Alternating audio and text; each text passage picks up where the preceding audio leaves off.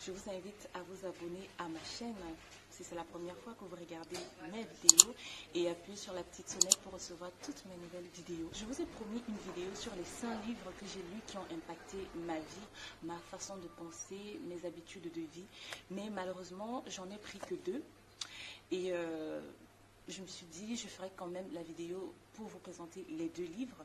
Et plus tard, je ferai une vidéo dans laquelle je vais vous présenter tous les 5 livres qui m'ont permis de voir le monde d'un œil nouveau, qui m'ont permis de penser différemment. Oui, donc le premier livre que je vais vous présenter, c'est celui de Anthony Robbins. C'est un Américain qui est spécialiste dans le coaching, le développement personnel, la motivation. Et grâce au livre d'Anthony Robbins, j'ai réalisé que c'est grâce au langage intérieur que l'on se répète à longueur de journée durant sa vie, que l'on se sent capable de réaliser ses rêves, que l'on se sent capable de prendre des actions pour concrétiser nos rêves, que de vivre une vie selon nos propres valeurs, notre propre pensée. Donc le pouvoir illimité réside dans la pensée, dans le dialogue intérieur que nous avons avec nous-mêmes.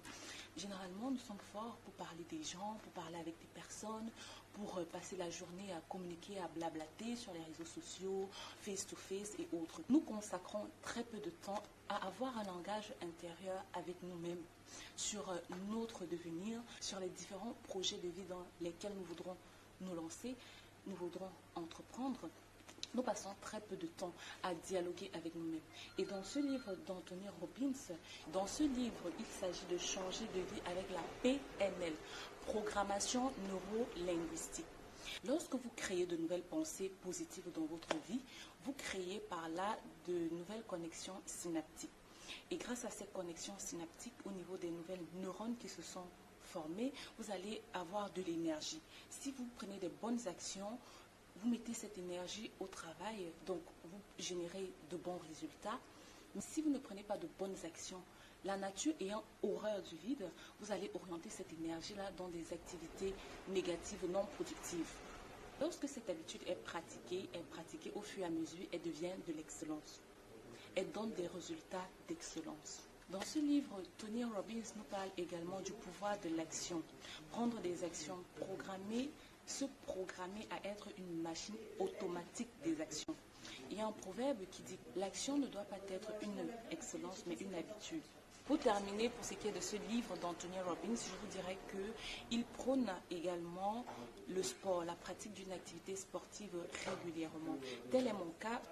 Ce pourquoi je vous mets des vidéos de sport et de motivation dans lesquelles je mets des textes, des grands motivateurs et aussi certains qui me viennent à l'esprit. Je vais vous mettre en bas de cette vidéo le lien d'une des vidéos que j'ai réalisées où je fais également du sport.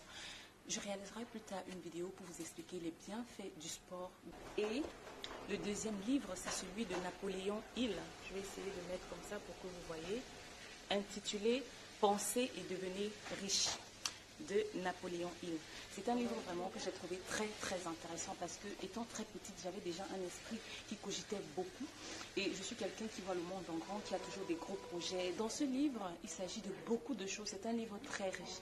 Il vous apprend comment analyser vos peurs, la communication de cerveau à cerveau. Il répond à la question prendre ou donner. Est-ce que je vais rester éternellement dans la posture de la personne qui prend, qui est toujours en demande pour prendre, pour recevoir, ou alors je dois être aussi dans la posture de la personne qui donne, savoir donner, savoir partager. Dans ce livre, Napoléon Hill parle également de la magie de la volonté d'argent. La volonté d'avoir de l'argent, d'être à l'aise avec l'argent. Les gens qui disent que l'argent c'est pas bien, il ne faut pas convoiter l'argent, il ne faut pas vouloir l'argent. Non, il faut entreprendre, il faut travailler pour avoir sa paye, pour avoir son gain et se faire plaisir et s'offrir tout ce dont on a besoin et mettre sa famille à l'abri du besoin, s'offrir une éducation, faire les formations, avoir une bonne alimentation, ça demande de l'argent. Non pas avoir des désirs tièdes qui apportent des petits résultats, des travails qui apportent des petits revenus, des petits salaires. Et oui, il faut grandir, il faut s'élever. On peut commencer par des petits jobs, avoir des petits revenus, question d'assurer ses dépenses, et charges locatives, bref, son minimum vital. Dans ce livre, Napoléon Hill nous présente également les 4 symptômes de la peur de la vieillesse. Des symptômes de la peur de la vieillesse. Je vais vous développer cela dans une prochaine vidéo. Donc voilà tout pour ce qui était des 2 livres que j'ai pu ramener. Je vous retrouve très bientôt.